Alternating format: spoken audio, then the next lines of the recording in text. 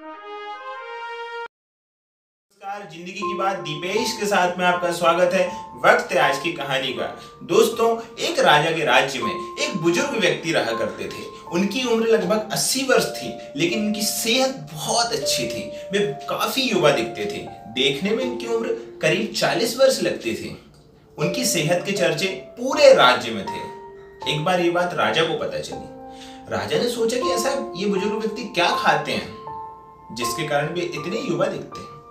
राजा ने गुप्तचरों को आदेश दिया कि जाइए और पता कीजिए कि इस बुजुर्ग व्यक्ति के पास ऐसा क्या है जिसको खाने से ये इतने युवा दिखते हैं। गुप्तचरों को जब ये आदेश मिला तो गुप्तचर उस बुजुर्ग व्यक्ति के पीछे लग गए। एक बार की बात है, प्रातःकाल बुजुर्ग व्यक्ति अपने घर से निकले। गुप्तचरों ने उनका पीछा किया। काफी दूर चलने के बाद वह बुजुर्ग व्यक्ति पहाड़ के पास जाकर अचानक गायब हो गए। गुप्तचर वहीं खड़े होकर उनका इंतजार करते रहे कि ये बुजुर्ग व्यक्ति गए कहां। कुछ देर बाद वो बुजुर्ग व्यक्ति वहां से लौट रहे होते हैं फल खाते हुए। तो गुप्तचरों को लगा कि जरूर इस फल में ही वो शक्ति है जिसके कारण ये व्यक्ति इतने युवा दिखते हैं। ये बात उन्होंने राजा को बताई।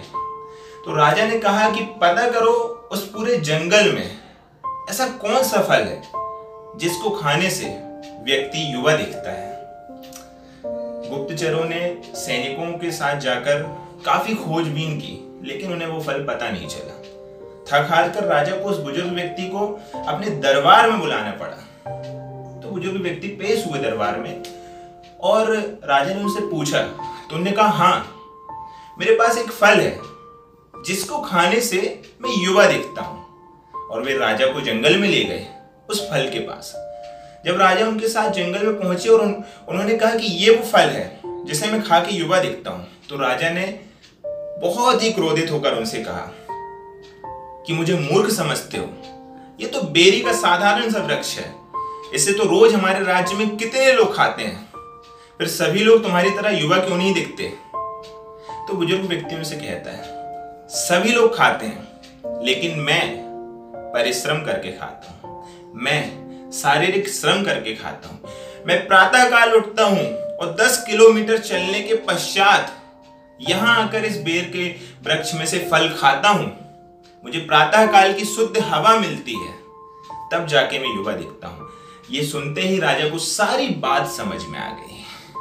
दोस्तों, ये छोटी सी कहानी हमें सिखाती है कि हमें हमेशा शारीरिक श्रम को प्राथमिकता देनी चाहिए। इंटरनेट के जमाने में ने हमारे जीवन को बेहद आसान बना दिया। पहले छोटे मोटे कामों के लिए हम घर से निकलते थे, अब वे काम भी हमारे क्लिक से हो जाते हैं। बस हम इंटरनेट में बैठते हैं और उन कामों को आसानी से कर देते हैं। दोस्तों, मेरा आप सभी से निवेदन है कि आप जो छोटे मोटे काम हैं उनके लिए शारीरिक श्रम को प्राथमिकता दीजिए। फिजिकल एक्टिविटीज जरूरी हैं, बड़ों के लिए भी और बच्चों के लिए भी। बच्चे भी आप देख रहे होंगे कि आजकल ग्राउंड में खेलने नहीं जाते, बस मोबाइल में गेम खेलते रहते हैं। ये स्वास्थ्य के लिए बिल्कुल भी अच्छा नहीं है। शारीरिक श्रम बहुत ही आवश्यक है। आप सभी को बहुत बहुत धन्यवाद। दोस्तों, अगर आपको ये वीडियो पसंद आया है तो इसे लाइक करें और मेरे चैनल को सब्सक्राइब करें। धन्यवाद।